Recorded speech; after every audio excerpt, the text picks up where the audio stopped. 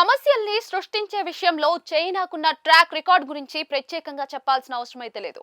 జగమొండి dragon దేశానికి ఇప్పుడు ఒక కొత్త సంక్షోభం వచ్చి పడింది. గడిచిన కొద్ది కాలంగా జనాభాలో తగ్గుదల నమోదు కావడం మనందరికీ తెలిసిందే. కానీ ఇప్పుడు అది సంక్షోభ స్థాయికి చేరిందని చెప్తూ ఉన్నారు. గడిచిన ఏడాది వ్యవధిలో ఆ దేశంలో తగ్గిన జనాభా భారీగా ఉండటమే కాదు, ఇదే రీతిలో కొనసాగితే మాత్రం రానున్న రోజుల్లో కొత్త సంక్షోభానికి కారణమవుతుందన్న ఆందోళన మొదలైంది. ఏడాది కాలంలో చైనా దేశ జనాభా 33.9 లక్షల మేర తగ్గి 140.4 కోట్లకు పరిమితమైంది. 2025లో దేశంలో జననాల రేటు ఏకంగా 17% పడిపోయింది. జననాల సంఖ్య కేవలం 79.2 లక్షలుగా నమోదైంది. అంతకు ముందు ఏడాది అంటే 2024తో పోలిస్తే 16.2 లక్షల మేర తగ్గింది. అదే సమయంలో మరణాల రేటు అంతకంతకు పెరుగుతూ ఉంది. 2025లో చైనాలో మరణాల సంఖ్య 1.13 కోట్లుగా నమోదైంది. ఆందోళన కలిగించే అంశం ఏంటంటే గడిచిన 50 ఏళ్లలో అత్యధిక మరణాలు నమోదైన సంవత్సరం ఇదేనని చెప్తూ ఉన్నారు. ఏషియాలోని ఇతర దేశాలతో పోలిస్తే ఇంత భారీగా జనాభా తగ్గిన ఏకైక దేశంగా చైనా నిలిచింది. జీవన శైలి వ్యయం భారీగా పెరగడంతో పిల్లల్ని కనటం, వారి బాగోగులు చూసే విషయంలో ఆసక్తి తగ్గిందని, పిల్లల్ని కనే విషయంలో చైనీయులు తెగ ఆలోచిస్తున్నట్లుగా చెప్తూ ఉన్నారు. దేశ యువతలో వచ్చిన మార్పును గుర్తించిన చైనా ప్రభుత్వం ఈ వైఖరి మార్పు కోసం పలు ప్రోత్సాహకాలని ప్రకటిస్తున్నా కూడా పరిస్థితుల్లో మాత్రం మార్పులు రావట్లేదంటున్నారు.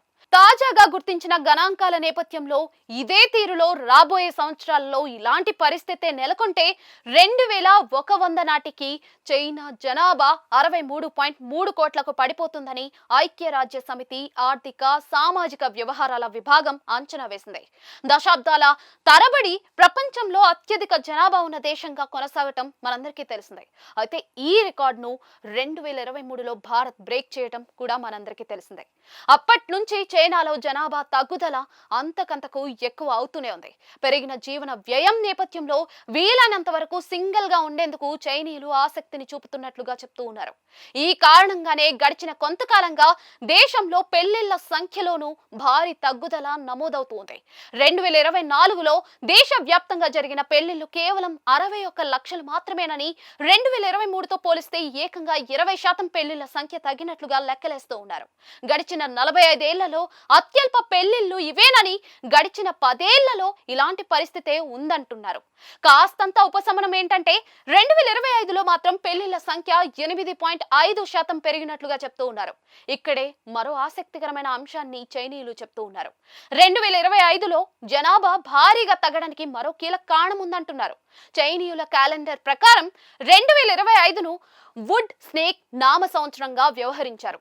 పాము పేరిట వచ్చే సంవత్సరంలో పిల్లల్ని అస్సలు కనకూడదని, ఇదే మాత్రం అనువైనది కాదని చైనీయుల నమ్మకం. ఈ కారణంగానే 2025లో చైనాలో జననాల సంఖ్య భారీగా తగ్గటానికి ఇదొక కారణంగా చెప్తూ ఉన్నారు. చైనాలో సంవత్సరాలకు జంతువుల పేర్లు పెట్టడం వేలాది ఏళ్లుగా వస్తున్న సంప్రదాయం. అంటే మొత్తం జనాభాలో 23%గా చెప్పుకోవచ్చు. 2035 నాటికి చైనాలో పెద్ద వయస్కుల జనాభా అయితే 40 కోట్లకు దాటుతుందని అంచనా వేస్తూ ఉన్నారు. దేశంలో జనాభా సంఖ్య పెంచేందుకు చైనా ప్రభుత్వం కండోమ్ ధరల్ని పెంచేసింది.